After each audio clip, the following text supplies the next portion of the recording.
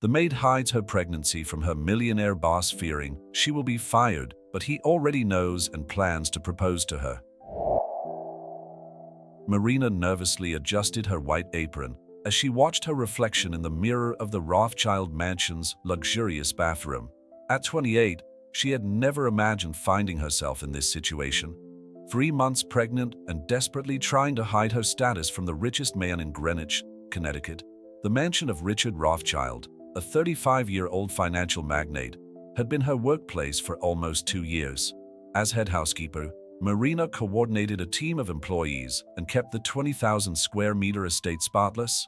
Her job was her life, her source of livelihood, and now, her biggest cause for concern.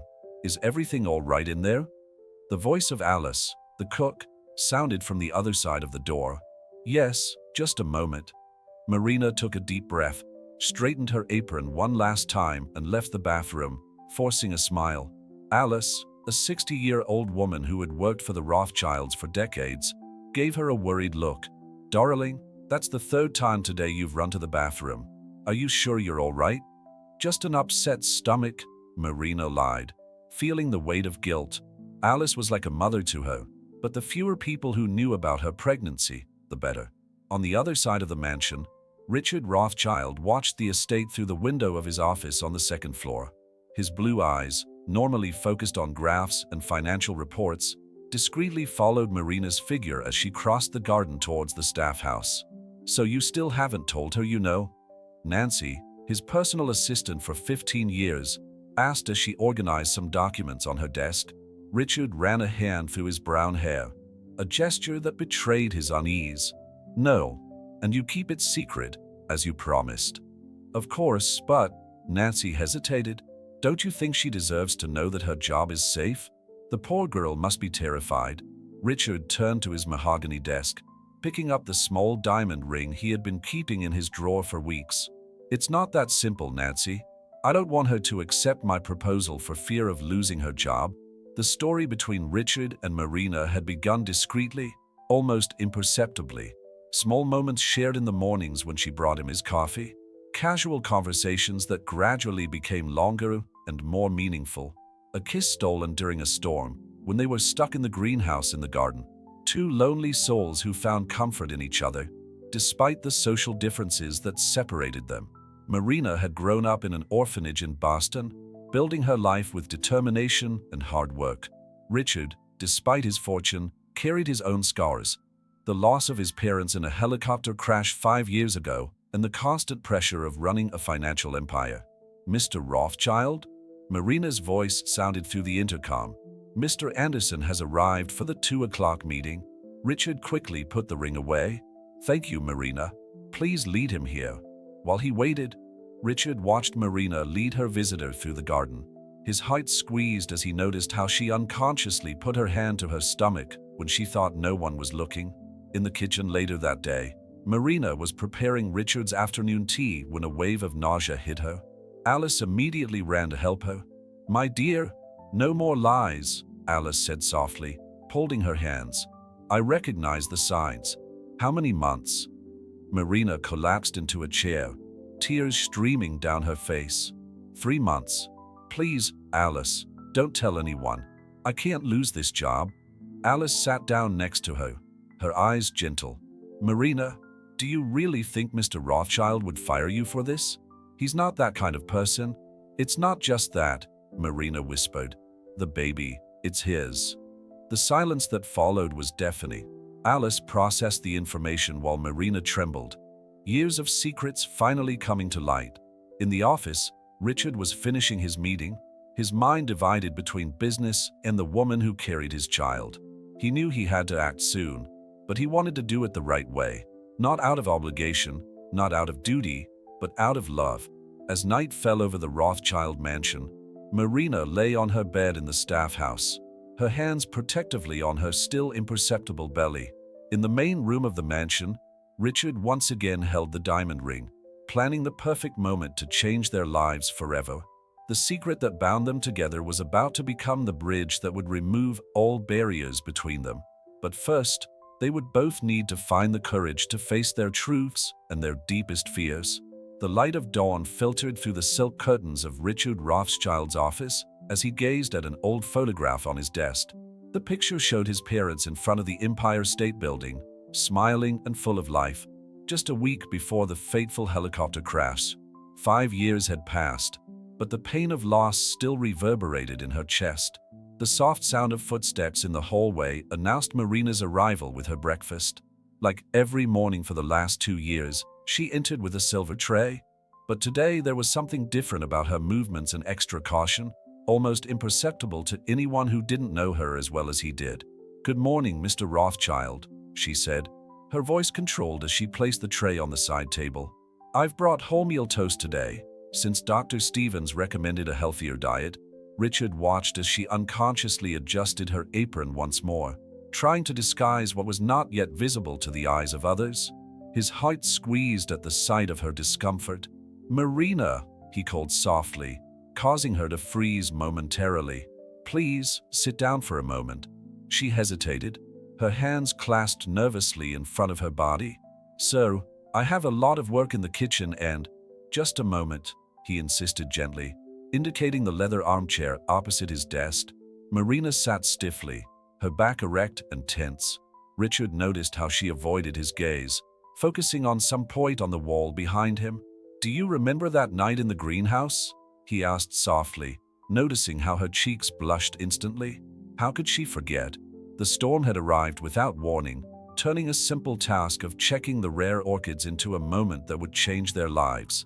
The wind howled outside, but inside the greenhouse, enveloped in the scent of the flowers and the humid heat, they had found each other in a way that neither of them had planned. "Mr. Rothschild, please," she began, her voice trembling slightly. "Richard," he corrected. "When we're alone, it's Richard, remember?" A distant thunder echoed, as if the sky itself wanted to participate in that tense moment.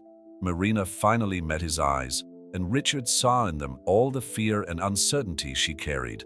"We need to talk about that night," he continued, "and all the others that followed." "There's nothing to talk about," Marina replied quickly, standing up. "It was a mistake, we both know that. I'm your employee and—" "In the woman I love," Richard added, his voice firm but gentle. The silence that followed was deafening. Marina sat down again, her legs shaking too much to keep her upright. "You can't be serious," she whispered. Richard stood up, reaching around his desk to approach her. "I've never been so serious in my life. Marina, I know about the baby." The shock on her face was immediate. "How?" "Nancy saw your medical tests when they fell out of your bag last week," he explained softly. "She told me because she cares about you, just like I do." Tears began to stream down Marina's face. "I was going to tell you, I swear. I was scared," he added, kneeling down beside her. "I know, and it breaks my heart to know that you've been going through this alone for the last few weeks." "Richard, I don't want your pity," she said, trying to pull herself together. "I don't need you to feel obliged to—" "Obliged?" he interrupted, taking her hands between his. "Marina, I bought this ring 3 weeks ago, before I even knew about the baby." He took the small velvet box out of his pocket, and Marina gasped at the sight of the delicate diamond ring. But your family, your social position, what will people say?" Richard smiled, wiping a tear from his cheek with his thumb. "My only family now are you and our son. And as for people, well, they'll always say something, no matter what we do." At that moment, Alice appeared in the office doorway, stopping abruptly when she saw the scene in front of her. "Oh, I'm sorry, Alice, please come in," Richard called out. "Actually, your presence is very timely. As the person who knows Marina best in this house, I'd like you to be the first to know. I'm asking for her hand in marriage." Alice brought her hands to her face, her eyes watering. "Oh, finally. I was wondering how much longer it would take you two to admit what everyone already knew." Marina looked at the cook in surprise. "Everyone?" "Darling," Alice smiled. "Your love for each other is as obvious as the sun rising every morning. Only you couldn't see it yourselves." Richard turned his attention to Marina, still holding her hands. "So, what do you say? Do you agree to become Mrs. Rothschild?" Marina looked at the ring, at Alice, and finally at Richard. In his eyes, she saw all the love and security she had always sought in her life. There was no more fear, no more doubt. "Yes," she replied, her voice laced with emotion. "Yes, I accept." As Richard placed the ring on her finger, Alice discreetly left the office, leaving the couple in their moment of happiness. Outside, the storm passed, and a ray of sunshine broke through the clouds, illuminating the greenhouse where it all began. Marina and Richard sealed their engagement with a tender kiss, aware that their journey was just beginning. The baby growing in Marina's womb would not only be proof of their love, but also the beginning of a new Rothschild family, built not on fortunes and titles, but on true love and mutual trust. The news of Richard Rothschild and Marina's engagement spread through the mansion like fire through dry straw. In less than 24 hours, all the staff were already commenting on the unexpected romance between the millionaire and the housekeeper, some with genuine joy, others with ill-concealed envy. Nancy watched the different reactions as she organized Richard's schedule that morning. As a personal assistant for 15 years, she had witnessed several crucial moments in the Rothschilds' lives, including the tragic loss of Richard's parents. Now, for the first time in a long time, she saw a genuine smile on her boss's face. "Nancy, I need you to organize a press conference," Richard said, adjusting his tie as he entered the office. "I want to make an official announcement before the tabloids start speculating." "I'm already one step ahead," Nancy replied, showing a list on her tablet. "I've contacted the main media outlets and scheduled it for tomorrow at 10 a.m. I've also booked the ballroom at the Bristol Hotel." Richard smiled, grateful for his assistant's efficiency. "What would I do without you, Nancy?" "I'd probably still be trying to pluck up the courage to talk to Marina," she joked, making him laugh. On the other side of the mansion, Marina was facing her own challenges. Sitting in the kitchen with Alice, she was trying to process the avalanche of changes in her life. "Darling, you need to start seeing yourself as the future Mrs. Rothschild," Alice said, pouring herself some ginger tea to help with the morning nausea. "You can't keep wearing your governess uniform." Marina looked at her apron with a mixture of nostalgia and apprehension. "It's all so sudden, Alice. Yesterday I was hiding my pregnancy, and today I'm Richard Rothschild's fiancée. And don't forget the little life growing in there." Alice smiled, placing her hand on Marina's still imperceptible belly. "This baby is a blessing, not a secret to be ashamed of." The conversation was interrupted by the arrival of Sophia Martinez, the personal stylist Nancy had called. With her high heels echoing on the marble floor and designer glasses balanced on her perfectly made-up nose, Sophia represented everything Marina wasn't, or at least didn't think she was. "So you're the bride," Sophia exclaimed, looking Marina up and down with a professional eye. "Darling, we have a lot of work ahead of us. The press will be all over your every detail from now on." Marina felt panic rise in her chest. "Press?" "The press conference is tomorrow," Sophia explained, already making notes on her cell phone. "We need to turn you into the perfect bride for one of the richest men on the East Coast." "No pressure, of course." Alice noticed Marina's discomfort and intervened. "Perhaps we could start with something simpler? Marina has her own style that we should respect." Sophia stopped her notes and looked more closely at Marina. Beneath the simple uniform and makeup-free face, there was a natural beauty and dignity that impressed her. "You know what? Alice is right," Sophia declared, softening her tone. "Let's work on your strengths. No dramatic transformations, just bringing out who you already are." Meanwhile, at the office, Richard was facing a less pleasant liaison with his Aunt Eleanor, the Rothschilds' only living relative. "A scandal, that's what it's going to be." Eleanor's shrill voice sounded over the speakerphone. "Marrying a maid? Richard, your parents must be turning in their graves." "My parents always taught me that a person's character is worth more than their social status," Richard replied firmly. "Marina is the woman I love, and she will soon be the mother of my child. This is my final decision, Aunt Eleanor." The silence that followed was deafening. Finally, Eleanor sighed in defeat. "At least tell me she has some formal education." "Marina has a degree in business administration from Boston University," Richard replied proudly.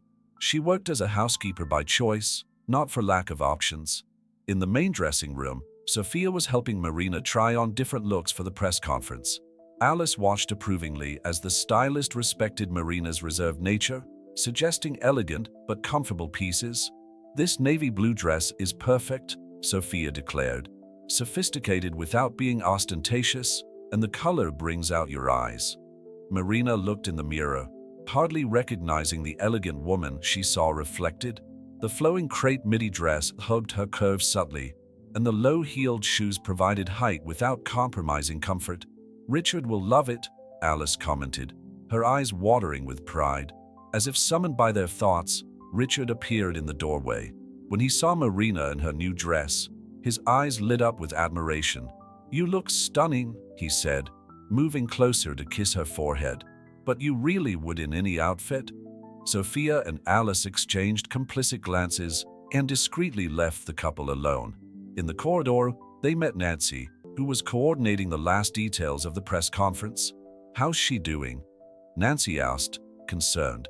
"Better than we expected," Sophia replied. "There's a natural strength about her that no etiquette course could ever teach." In the bedroom, Richard held Marina's hands between his. "Are you ready for tomorrow?" "Honestly, I'm terrified," she admitted. "All these people, the cameras, the questions. I'll be by your side the whole time," he promised. "Besides, you've faced much worse. You grew up in an orphanage, built your life from scratch, managed this huge mansion. A press conference is a piece of cake compared to all that." Marina laughed, feeling some of her anxiety dissipate. Richard was right, she was stronger than she thought. Together, they could face any challenge that came their way. The rest of the day passed in a whirlwind of preparations, fittings, and rehearsals for the press conference. When night finally fell on the Rothschild mansion, Marina lay on her new bed in the master bedroom, still trying to get used to the idea that this was now her place. Richard hugged her from behind, his hand resting protectively on her belly. "Sleep well, my love. Tomorrow we start a new chapter in our lives." Marina intertwined her fingers with his, feeling truly at home for the first time in a long time. The conference room at the Bristol Hotel was buzzing with dozens of journalists and photographers. The growing buzz was an indication of how anxious the couple were to arrive for the most eagerly awaited press conference of the week in Greenwich. Backstage, Marina was adjusting her navy blue dress for the last time, while Nancy was putting the finishing touches to her soft makeup. Her hands were shaking slightly as she held the glass of water. "Take a deep breath," Nancy instructed gently. "Remember what we rehearsed. You don't have to answer anything that makes you uncomfortable." Richard entered the preparation room, impeccable in his gray Italian suit. His countenance showed concern as he noticed his fiancée's nervousness. "We can postpone this if you're not ready." "No," Marina replied resolutely. "The longer we put it off, the more speculation will arise. Let's face it now." "That's my girl," Alice smiled proudly, adjusting a loose strand of Marina's hair. The couple entered the conference room hand in hand, facing the glare of the flashbulbs and the buzz of the cameras. Richard, used to the spotlight from a young age, led Marina safely and securely to the head table. "Good morning, everyone," Richard began, his voice firm on the microphone. "Thank you for coming this morning. We're here to make an official announcement. Marina Santos and I are engaged and expecting our first child." The momentary silence was broken by an explosion of simultaneous questions. Richard, with his years of experience dealing with the press, managed the questions masterfully. "Mr. Rothschild, is it true that Miss Santos was your maid?" "Marina was, and still is much more than that," Richard replied with dignity.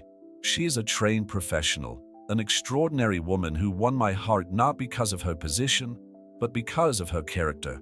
A more aggressive journalist stood up. "Miss Santos, there are rumors that this pregnancy was planned to secure your social position.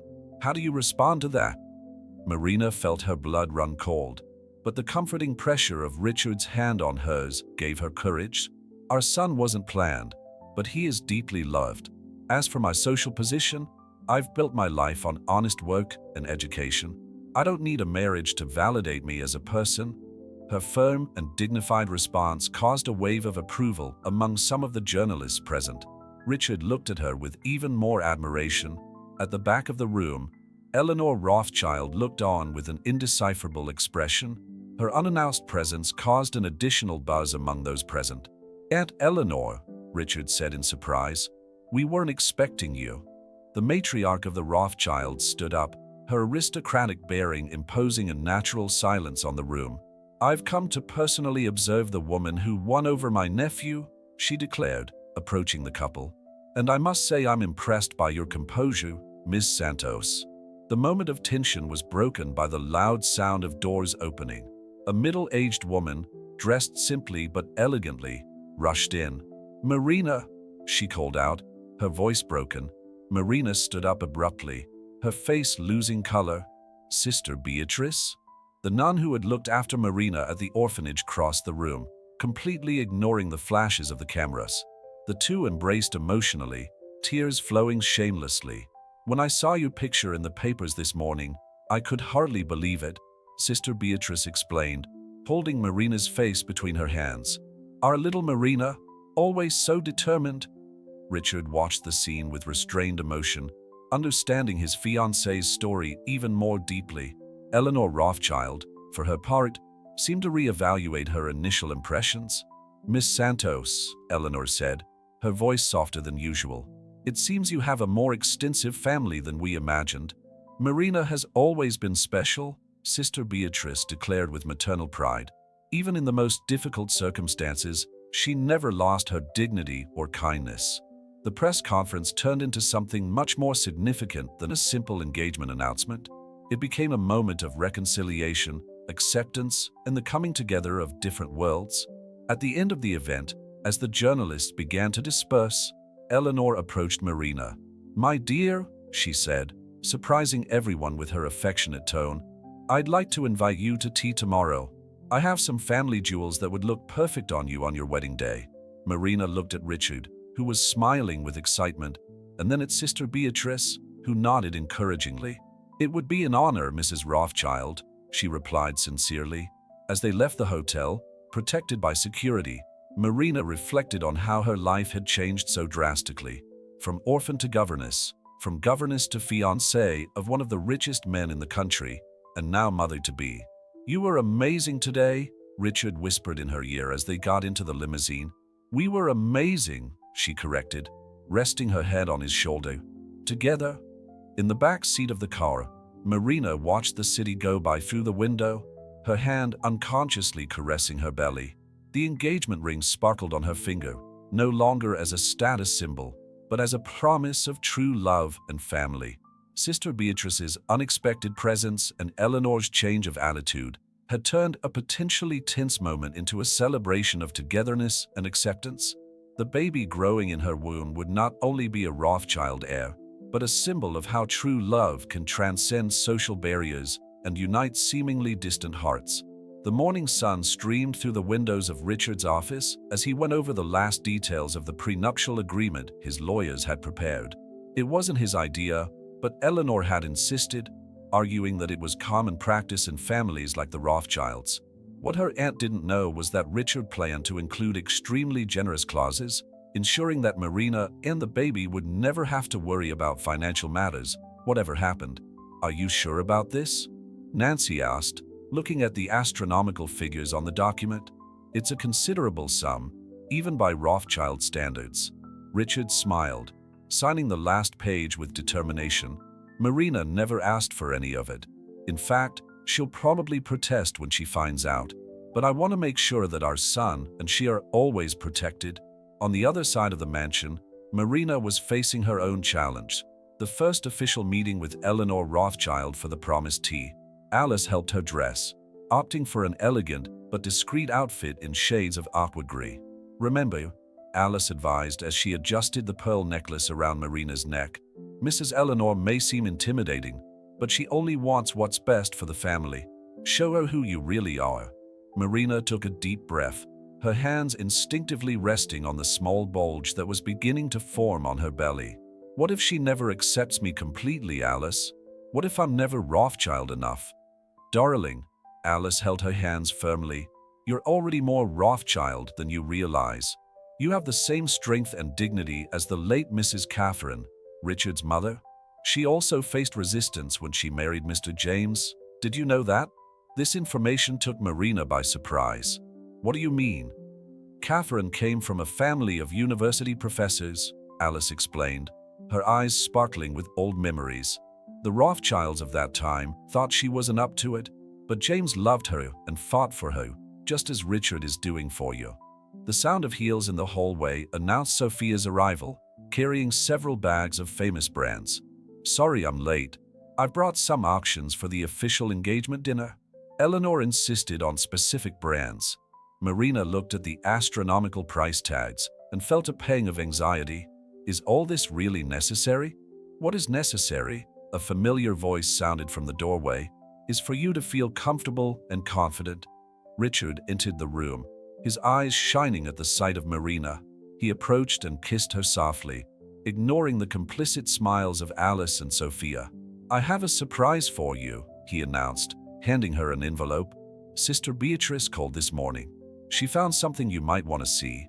Marina opened the envelope with curiosity, her eyes filling with tears as she saw its contents.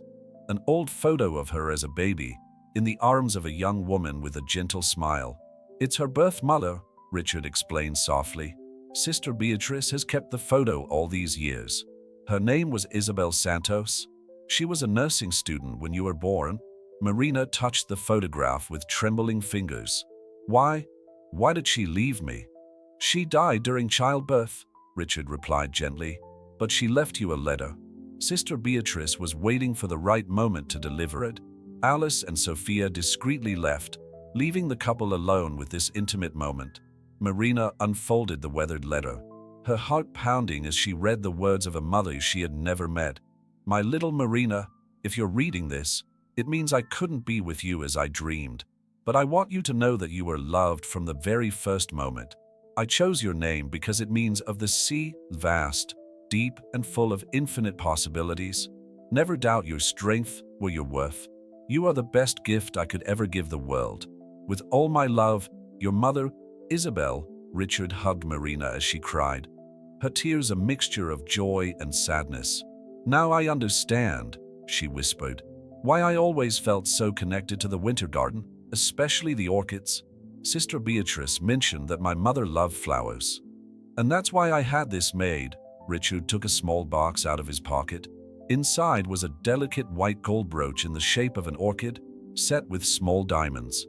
It's for you to wear to tea with Eleanor today, he explained. But it's not just a piece of jewelry, it's a symbol of who you are, delicate but strong, rare and incredibly resilient. Marina touched the brooch reverently, understanding its deeper meaning. It wasn't just an expensive accessory, it was a bridge between her past and her future, between the orphan girl she had been and the woman she was becoming. Thank you, she whispered, not just for the brooch, but for helping me find those lost parts of myself. The sound of the clock reminding her that it was time for tea with Eleanor broke the intimate moment. Marina stood up, drying her tears and adjusting the brooch on her blazer. I'll go with you, Richard offered, but she gently declined. No, this is a moment I need to face alone. Besides, she smiled, touching the letter from her mother. Now I know I was never really alone. As Marina walked through the halls of the mansion towards the tea room, she carried with her not only the orchid brooch, but also a new understanding of herself. She was Marina Santos, Isabel's daughter, Richard's future wife, and soon-to-be mother. Every part of her story, including the emptiness and loss, had shaped her for this moment. Eleanor Rothschild was waiting, imposing in her Chanel ensemble, but Marina was no longer intimidated. For the first time, she was truly ready for this meeting, not as the governess she was trying to fit in, but as the woman she was always meant to be. Tea with Eleanor Rothschild was surprisingly pleasant. Sitting in the elegant living room of the mansion, Marina discovered that behind the austere facade of the Rothschild matriarch, there was a woman who, like her, was well aware of the weight of social expectations. You know, my dear, Eleanor commented as she poured more tea into delicate china cups. Catherine, Richard's mother, also faced resistance when she married James. But she had something that few understood at the time, an extraordinary inner strength. Marina unconsciously touched the orchid brooch on her blazer. Alice told me a bit about it earlier today. It must have been difficult for her. It was, Eleanor confirmed, her eyes fixed on the brooch. I see Richard gave you Catherine's brooch. Marina froze. This was, yes, Eleanor smiled softly. Catherine loved orchids. Richard must have seen something of her in you. The moment was interrupted by the arrival of Nancy, carrying a thick folder. Sorry to intrude, but the preparations for the engagement dinner need to be finalized. Eleanor examined the details with a critical eye. 300 guests?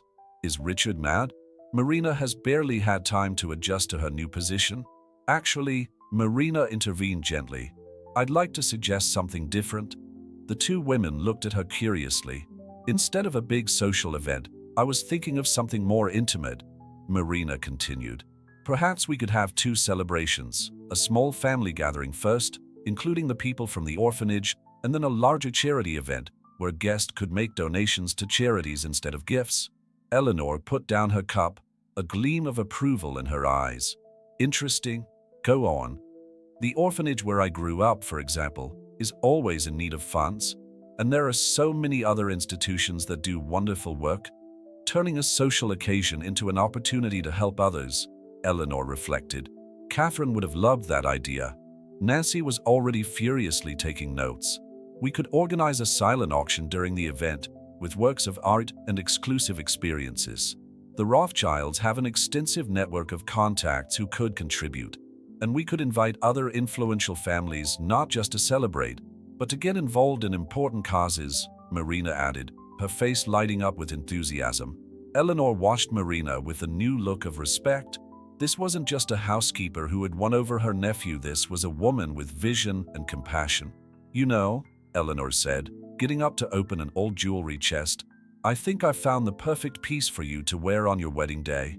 She took out a delicate diadem of sapphires and diamonds.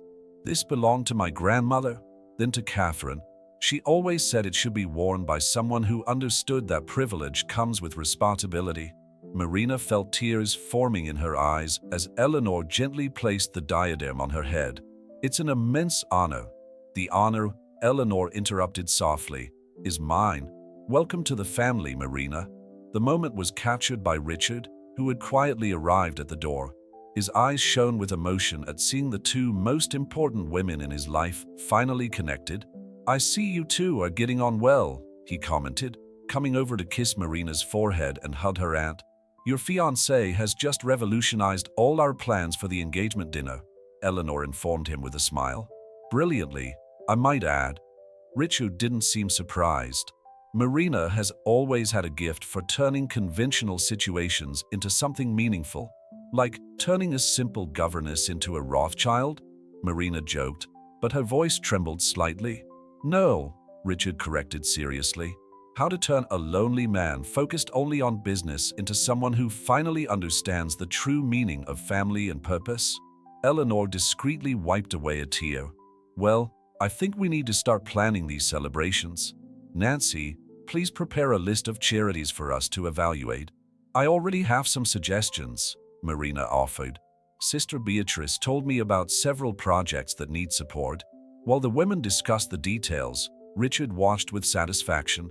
His mother had always said that true nobility didn't lie in titles or fortunes, but in actions that had a positive impact on the lives of others. Marina, without even realizing it, was honoring this legacy. Later, as the sun began to set, Marina found Richard in his office, gazing at a photo of his parents. They would have loved you, he said without turning around, especially your idea for the engagement dinner. Marina hugged him from behind, resting her head on his back. I want to honor your memory and your legacy, not just as your wife, but as part of this family. Richard turned to face her, gently touching the diadem she still wore. You're already honoring it, my love, every day a little more. The phone rang, interrupting the moment. It was Sister Beatrice, with news about Isabel's letter. I found some more of her belongings, the nun informed her, including a diary. Would you like to see them? Marina looked at Richard, who nodded encouragingly. Yes, please. Can we come over tomorrow? As she hung up the phone, Marina felt a peace she hadn't experienced for a long time. Her past and her future were no longer conflicting forces. but parts of a bigger story that continued to unfold. "You know," she said to Richard, "I think I finally understand what it means to really belong somewhere." Richard hugged her, his hands gently resting on her growing belly. "And this is just the beginning of our story." The day dawned overcast when Richard and Marina arrived at St. Mary's Orphanage in Boston. The Victorian building, with its red brick walls and tall windows, seemed smaller than Marina remembered, but it still emanated the same aura of quiet dignity that had marked her childhood. Sister Beatrice was waiting for them at the entrance, her black habit contrasting with her warm smile. In her hands, she held an old wooden box, weathered but carefully preserved. "This box belonged to your mother," she explained as she led the couple to her office. "Isabel left it here with specific instructions for it to be delivered to you when it was ready." Marina sat down, her hands trembling slightly as they touched the varnished surface of the box. Richard stood beside her, a silent but comforting presence. "How did you know that now was the right time?" Marina asked the nun. Sister Beatrice smiled gently. "When I saw your picture in the papers, not just as Richard Rothschild's fiancée, but as a woman about to become a mother, I knew Isabel would be proud. This is the moment she's been waiting for." Marina carefully opened the box. Inside, she found a diary bound in blue leather, several old photographs, and a yellowed envelope addressed simply, "To my daughter." "I'll leave you two alone," Sister Beatrice said softly, leaving the office. Marina opened the diary first, recognizing the delicate handwriting she had already seen in the first letter. The pages contained not only thoughts and feelings, but also dreams and hopes for the future, a future that Isabel knew she might not share with her daughter. "She knew she was ill," Marina whispered, her tears falling onto the pages. "She had a congenital heart condition, but she chose to go through with the pregnancy anyway." Richard held her hand as she read aloud a particularly moving passage. "My dear child, the doctors say my chances are slim, but I don't care. Your every movement inside me is a miracle, a promise that something of me will remain in this world. I chose your name with the sea in mind, vast, deep, full of mysteries and possibilities. Like the sea, you will be strong. Like the sea, you will be free." The photographs showed a young Isabel at various times, graduating from high school, volunteering in a hospital, tending the orphanage's orchid garden, the same garden that would later become Marina's refuge. "Look," Richard pointed to one photo in particular. "She's wearing an orchid brooch very similar to yours." Marina examined the image more closely and felt her heart skip a beat. It was exactly the same model that Richard had given her, only newer. "How is that possible?" she asked, confused. Richard smiled, his eyes shining with restrained tears. "Remember when I mentioned that the brooch belonged to my mother? Well, that wasn't the whole story. My mother volunteered at this very orphanage during college. She knew Isabel." The revelation hit Marina like a wave. "Your mother knew my mother?" "More than that," he continued, leafing through the diary until he found a specific entry. "Look at the date, April 15th, 1995. Marina read it out loud. "Today, Catherine Rothschild came to the orphanage again. She has such a kind heart, always bringing books and toys for the children. When I told her about my pregnancy and my condition, she cried with me and promised that whatever happened, she would make sure that my baby would never be left helpless. Her orchid brooch caught my eye, so delicate and strong at the same time. She insisted on giving it to me as a present, saying that orchids represent love, beauty, and strength. So it wasn't a coincidence," Marina whispered, touching the brooch on her blazer. "Somehow, our stories were already connected." "My mother never told me about Isabel," Richard said softly. "She passed away before she could share that story. But when I found the brooch among her belongings, along with some old photos from the orphanage, something told me it should be yours." Sister Beatrice returned with a cup of tea for Marina, who was now weeping openly.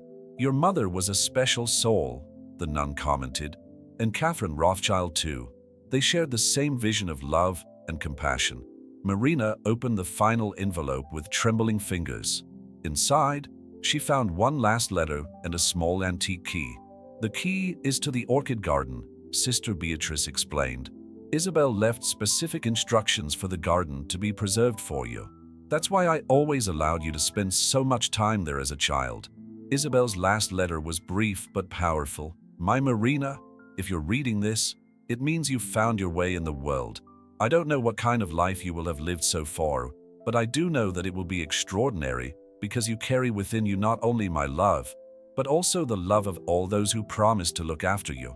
The orchids in the garden are like you, they need care and patience to bloom. But when they do, their beauty is incomparable.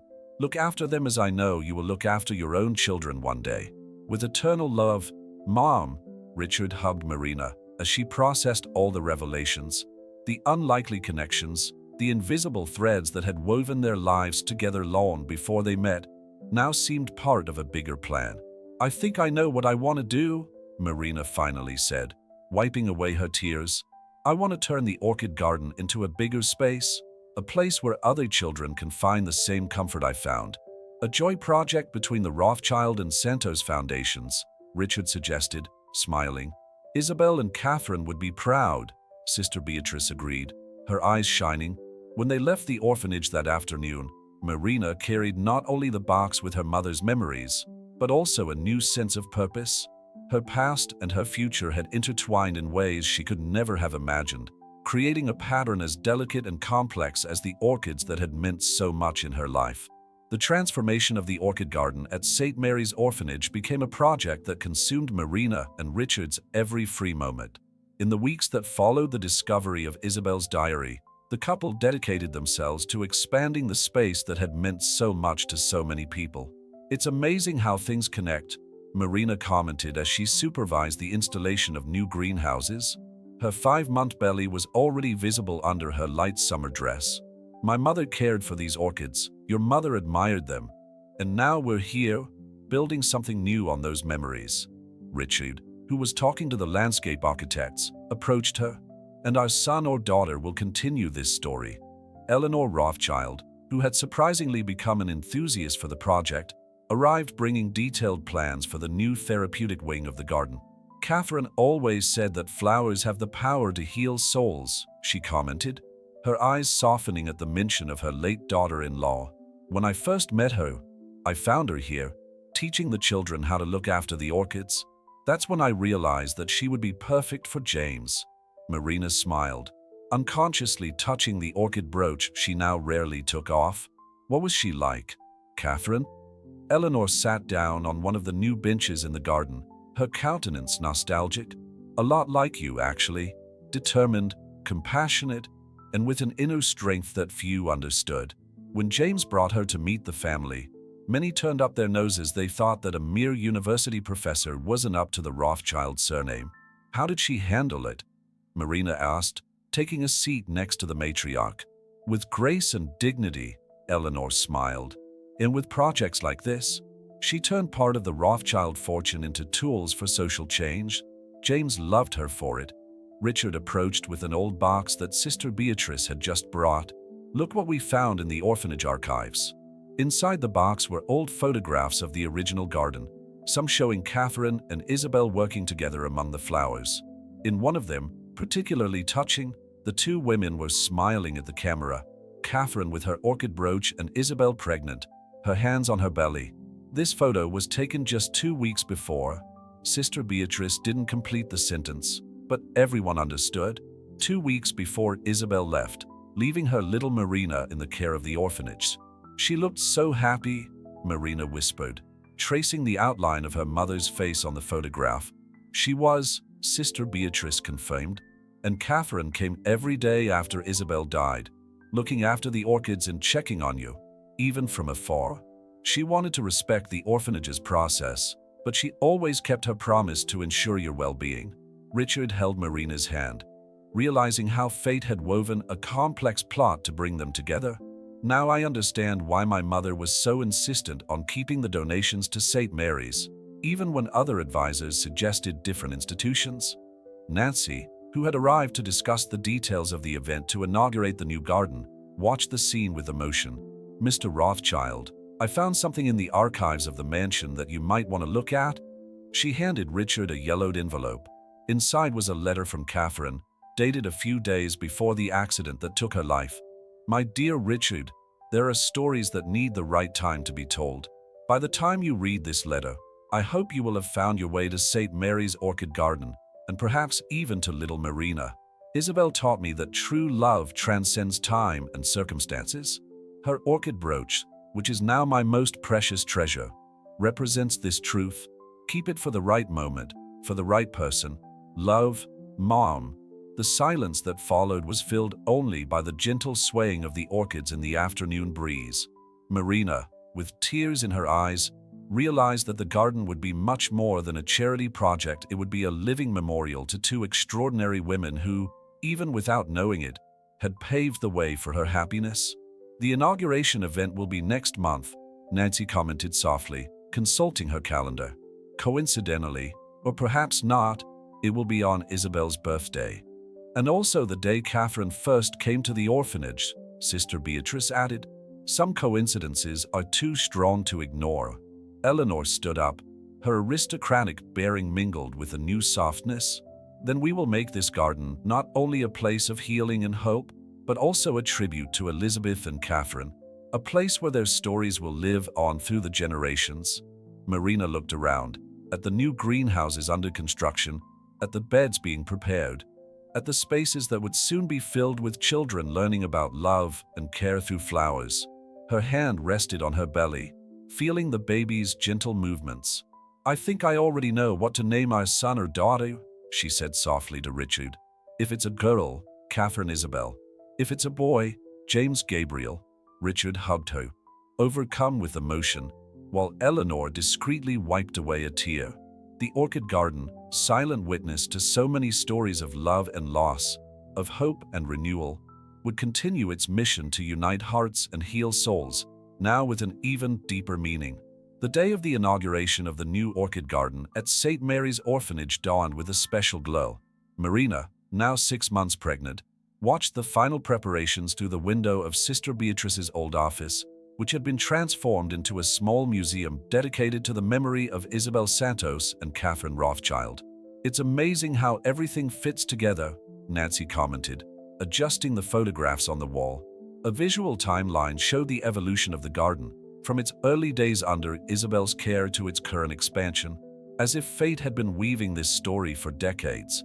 Marina gently touched the glass case where her mother's original diary was on display. Sometimes I wonder if they knew, if somehow Catherine and Isabel sensed that their stories would continue through us. Richard entered the office, carrying an old box that Eleanor had found in the attic of the Rothschild mansion. "We've found something else that belongs here," he announced, pulling out a carefully preserved photo album. The pages revealed never-before-seen moments. Catherine and Isabel in the garden, planning the arrangement of the orchids, the two women in a nearby cafe, sharing smiles and secrets, Isabel pregnant, beaming as Catherine helped her choose baby clothes. "Your mother kept all this," Marina whispered, touched. Even after she left," Eleanor added, entering the room. "Catherine never completely got over the loss of Isabel. That's why she dedicated herself so much to this place, to these flowers." The sound of excited voices coming from the garden caught everyone's attention. The first guests were beginning to arrive for the opening ceremony. Among them were several children from the orphanage, all wearing personalized gardening aprons, a special gift from the Rothschild Santos Foundation. "Marina," Sister Beatrice called softly from the doorway, "there is someone special who would like to meet you." An elderly woman entered the office, leaning on a cane decorated with small hand-painted orchids. Her eyes, although aged, shone with a familiar liveliness. "I'm Margaret Sullivan," she introduced herself, her voice trembling slightly. "I was your mother's teacher at nursing school." Marina felt her legs go weak, and Richard quickly brought her a chair to sit on. Margaret continued, "Isabel was my most dedicated student. When she found out about her heart condition, she spent nights studying similar cases, looking for alternatives. But in the end, she chose to give me her life," Marina added, tears silently flowing. Margaret nodded, pulling out a yellowed envelope from her handbag. "She gave me this, asking me to give it to her daughter when the time was right. I've kept it all these years, waiting. When I saw the news about the garden in the paper, I knew it was time." With trembling hands, Marina opened the envelope. Inside was a single sheet of paper, in Isabel's delicate handwriting. My dear child, if you are reading this, it means that the orchid garden has bloomed again, just as you always knew it would. Flowers have their own way of teaching us about life, about how some things need to die so that others can be born. Catherine taught me that true love transcends time and circumstance. Through her, I learned that family is not just about blood, but about choices we make with our hearts. You, my Marina of the sea, are my bravest choice. I chose to give you life knowing that I might not be able to share it with you. But I also chose to trust that love would find a way, and from what I see now, through Margaret, it has. Take care of the orchids, dear. They are silent witnesses to love, loss, and rebirth. And always remember, you are my most precious flower. With eternal love, Mom. The silence in the office was broken only by the restrained sobs of everyone present. Eleanor, normally so composed, openly wiped away her tears. Richard hugged Marina, who held the letter close to her chest. It's time, Nancy announced softly after a few moments. The guests are waiting. Marina stood up, adjusting her dress and touching the orchid brooch. Richard took her hand, and together they walked to the renovated garden, where dozens of people were waiting. Among them, former residents of the orphanage, donors, journalists, and, most importantly, the children who would now have a new space for healing and hope. The new garden was a masterpiece of design and sensitivity. The original greenhouses had been preserved and restored, now surrounded by modern learning and therapy spaces. A winding path, dubbed the Isabel Trail, led visitors through the history of the place, with plaques telling the story of the two women who had started it all. When Marina took to the small stage to give her speech, she felt her mother's presence more strongly than ever. The orchids swayed gently in the breeze, as if they were listening too. This garden, she began, her voice clear and emotional, is more than a memorial or a charity project. It's a promise that two extraordinary women made many years ago, about love, family, and the power of choosing hope even in the most difficult times. The words flowed naturally as she shared the story of Isabel and Catherine, of how their lives intertwine through orchids, and how their legacy lives on through new generations. At the end of the ceremony, while the guests explored the new space, Marina found a quiet moment next to her mother's original orchids. A small plaque read, "Isabel's orchids where it all began. They'll bloom forever now," Richard said softly, joining her. "Just like the love that created this place." Marina smiled, feeling her baby move, as if it too wanted to take part in this moment. "Yes," she replied, "forever."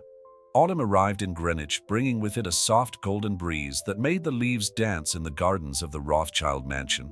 Marina, now in her 8th month of pregnancy, rested on a comfortable chaise longue on the balcony, watching Richard supervise the installation of the nursery in the room next to theirs.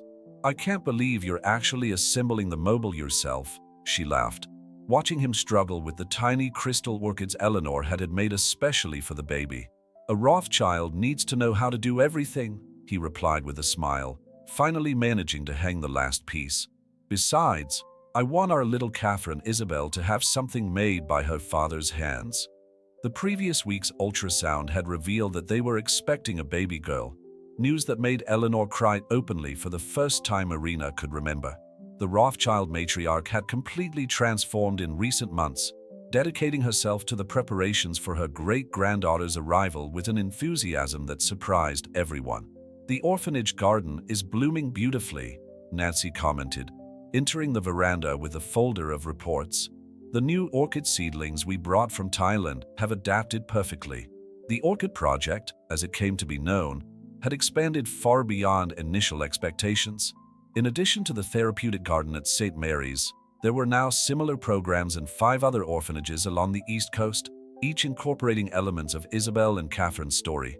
"Sister Beatrice called this morning," Marina shared, stroking her prominent belly. "She said they'd found another letter from my mother, hidden between the pages of a botany book." Richard sat down next to her, taking her hand. "And what did it say?" Marina took a folded piece of paper from the pocket of her dress. "My dear Marina, today, I planted a new orchid in the garden. It's a rare species, known to bloom only once a year. But when it does, its flowers last for months. Catherine says it's like true love, it needs time and patience to reveal itself. But once it blooms, its beauty is eternal. As I look after this little plant, I think of you, growing inside me. Like this orchid, you too will need time to find your way, to blossom. But I'm sure that when you do, your light will illuminate the world in ways I can't even imagine. With eternal love, Mon, Alice, who had quietly entered with a tray of tea, wiped away a tear. It's amazing how Isabel seemed to know, somehow, that you would find your way back to the orchids. And even the same orchids, Richard added. That rare species she mentions? It's exactly the same one that was blooming in the greenhouse the night we kissed for the first time, Marina added, blushing slightly at the memory. Eleanor joined them on the balcony, carrying an antique jewelry box. I found something else that belonged to Catherine, she announced, opening the box to reveal a delicate sapphire necklace. She wore it on the day Richard was born. Now it must pass to you, to wear when our little Catherine Isabel arrives. Marina touched the blue stones reverently. It's as if they knew, Isabel and Catherine, as if they had planted seeds of love that would take years to fully blossom. True love has its own time, Eleanor reflected, her voice soft. Like your rare orchids? Richard watched the three most important women in his life gathered on the balcony: his aunt, who had transformed from a strict aristocrat into a loving grandmother; his wife, who had brought light and purpose back to the Rothschild mansion; and their unborn daughter, who would carry on the legacy of two extraordinary women. You know, he commented, I think I understand now why my mother spent so much time in the orchid garden at the orphanage. It wasn't just about the flowers or keeping a promise to Isabel. It was about creating connections, planting seeds of love that would continue to grow even after she was gone. Marina felt a strong movement in her stomach and smiled. I think someone agrees with Dad. Nancy, who had been discreetly organizing her papers, looked up. Mr. Rothschild, I've just received confirmation. The board has unanimously approved the creation of the Isabel Catherine Foundation for Child Development.